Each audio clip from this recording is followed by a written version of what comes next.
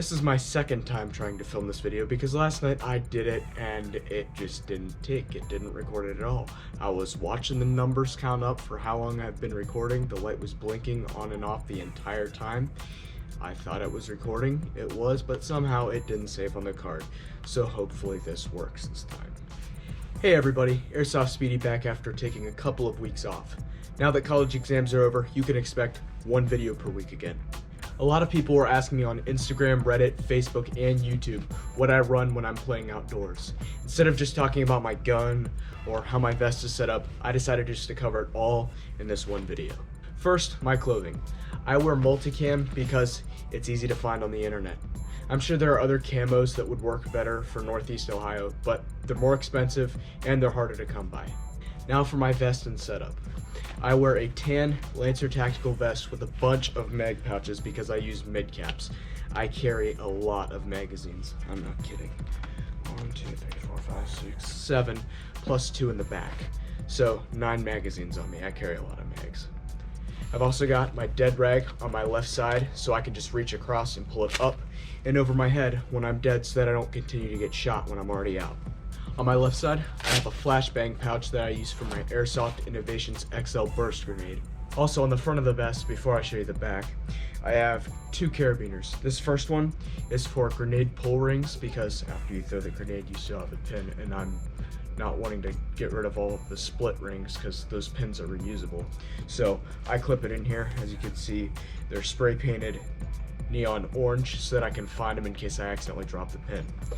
Second, I have this carabiner right here. This clips into my rifle sling so that in the off chance that I need to detach my rifle from my rifle sling, I can reattach it quickly because it hasn't spun around and the clip-on portion hasn't gotten lost. Now for the back. This is where I usually put my admission wristbands. As you can see, I hate wearing these paper wristbands. They come off in the first round if they go on my wrist. Also on my back, I have a large pouch for extra magazines. As you can see, told you I carry a lot.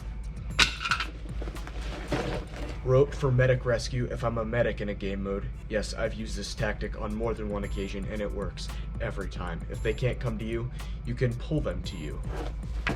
And maybe a couple of smoke grenades if the field's not too dry.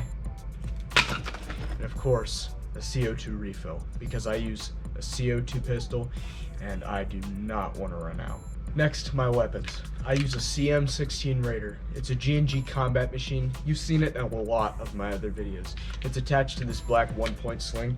As I mentioned, carabiner usually will attach right here to this in case I have to detach this to give it to somebody else to use. Because say their weapon goes down, I can just pull my sidearm and use it. But once this is detached, I don't want this working its way around to the point where I have to hunt to find this connector again. So what I do is I clip this onto the carabiner so it never spins around.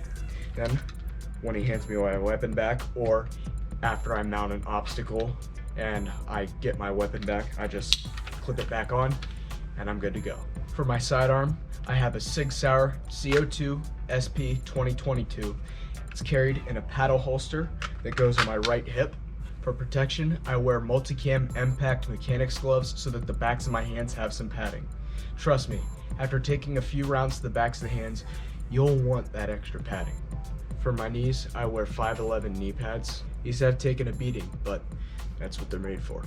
In the spring, winter, and fall, I wear a shemagh to protect my neck. If it's hotter than 70 degrees, I'll put a face shield around my neck for lighter protection. If I feel like going the extra mile to protect my face, I'll wear hard face protection. If not, I'll wear a mesh face mask and a mouthpiece, or if I'm just not feeling like having my goggles fog up, just the mouthpiece. I'll probably be wearing this along with my mouthpiece on Saturday because of COVID-19.